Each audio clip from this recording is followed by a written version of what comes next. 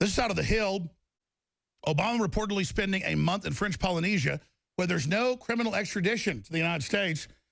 And that it's funny they just brought that to me because the word is Trump had tried to get them to just back off, go into absentia like Napoleon and just stop it. But they won't stop. They know the deep state came out in the news. They said they were planning to overthrow Trump.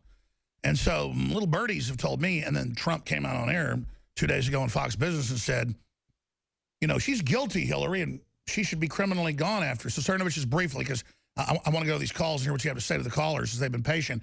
What are little birdies telling you? I've heard the same thing, and that's another story that there's a lot of stories that I'm sitting on because some of the stuff that I know and that you know too, we get called conspiracy theorists and lied about all the time, even though our news is reported. So yeah, there's a lot of really funny business going on with Obama. But if we said it right now on air, we would be so attacked and it wouldn't even be worth it. But there's some real shady things going on with Obama right now. And where's Michelle Obama?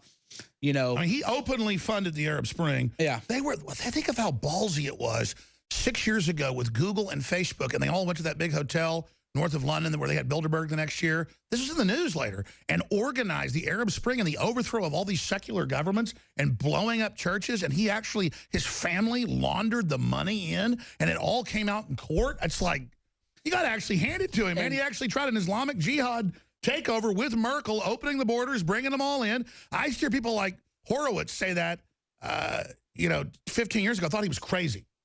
And he's completely abandoned his daughter, who's making her rounds through the New York party scene. And shaking her ass on TV, yeah. And the drugs and everything. Like, remember when Jenna Bush went out and drank a little bit of beer, I think actually in Austin, Texas? It was the end of the world. Story.